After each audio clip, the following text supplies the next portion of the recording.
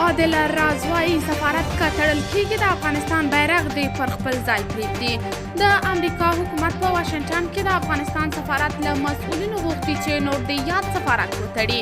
په امریکا کې د افغانستان سفارت یوې سرچینې ویلي چې د امریکا حکومت په رسمي توګه په واشنګټن کې د افغانستان له سفیرې عادل راز څخه غوښتي چې نور د سفارت وتړي.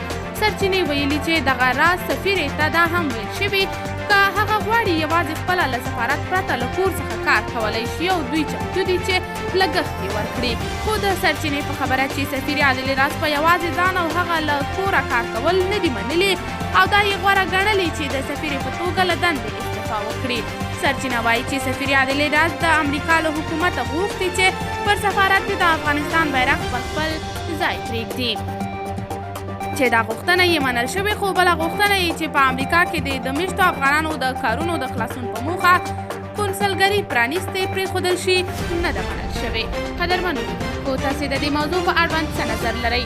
خپل نظریات راسره په کمنټ کې شریک، ویډیو لایک او چینل سبسکرایب کړئ.